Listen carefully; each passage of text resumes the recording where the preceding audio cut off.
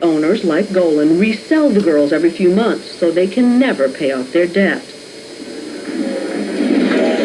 A beautiful woman, Golan says, can have between 10 and 15 clients a night, each of whom pays about $50 for a half an hour of sex. His best customers may surprise you, Orthodox Jews. The business is profitable. On a good day, Golan can gross as much as $20,000. Sources tell Primetime organized crime is heavily involved. I understand you have important friends. Yes. The Israeli mafia. Yes. Do they have a financial interest in this place? Yes. How much do you have to pay a month? They start always 5-6%, and slowly they want more and more. Because of this reason, we start to pay. What would that amount to? $20,000 a month? As much as that? Something like this. That would be close. Yes. Golan, whose son is in business with him, says they have worked out a partnership deal with the Israeli mob, a deal he discussed openly. Actually, he's proud of his work. His young women, he says, are not beaten and are treated far better than in most other such establishments. In fact, the mother of his toddler is one of the Russian women who used to work for him. Several of the women who work for him now told us horror stories about previous owners, nightmares like 20-year-old Katya's, sold 10 times in 11 months and never paid. When you were in these other places, how many hours a day were you working? From 12 noon until 6 in the morning. 12 noon to 6 a.m.? 18 hours a day? We lived there. We didn't leave there because we slept there. We ate there. We did our jobs there. You slept in the beds that you turned the tricks in?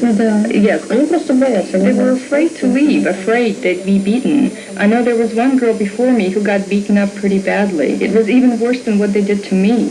They pumped her up with tranquilizers and went at her. And yet the young women rarely go to the police. Golan's women are constantly guarded, lest they, as he put it, escape. Police sources told us there are many other reasons. The young women are in the country illegally, and many grew up in the former Soviet Union fearing the police. In addition, sometimes organized crime figures have threatened to harm them or their families if they talk. How many Russian girls would you say the police have arrested and taken downtown to be deported? From my place, last 2 years, around 100. 100 young women from your place taken to be deported. Yes. Have you ever been arrested? No. Never arrested, yet engaged in an illegal business, prostitution. And the fact that he's buying and selling women, as shocking as it may seem, an Israeli law professor told us Israel has no law specifically prohibiting the sale of humans. And an Israeli prosecutor told us that has crippled his efforts to combat the problem. But being in the country without the proper papers is against the law. So the pimps and traffickers continue to operate, and the young women continue to get deported. Money on it. How does Golan stay in business?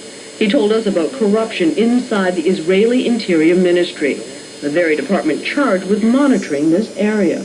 I understand you have a good source in the Department of Interior. True? Who can help you get papers so that girls can come in? Yes. Golan told us he pays his contact in the Interior Department $1,000 for fake Israeli identification papers for each girl.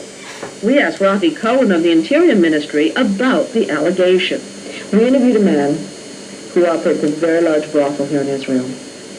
And he told us that he has a source inside the Ministry of the Interior for which you work, who he can pay $1,000 and get false papers to bring girls in.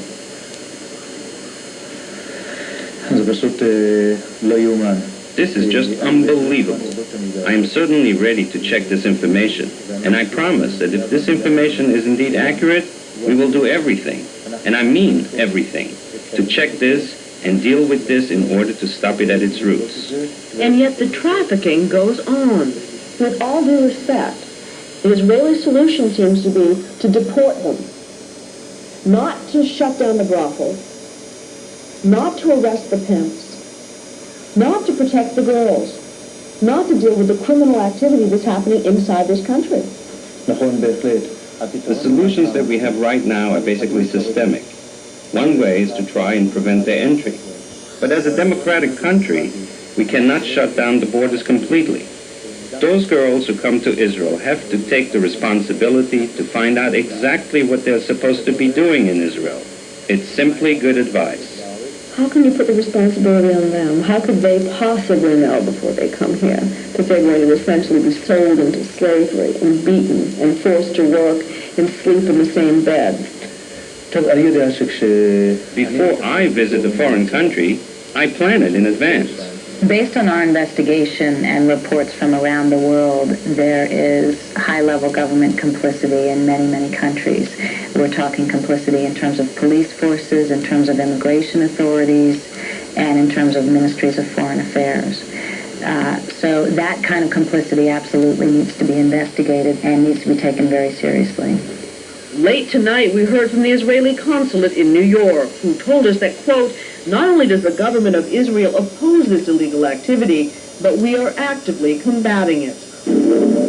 But for now, business continues as usual. They have here a very king-size bed and TV and bar. Jacob Golan is doing so well, he's expanding his operation, which means soon he'll be buying even more young women. He hopes from the former Soviet Union.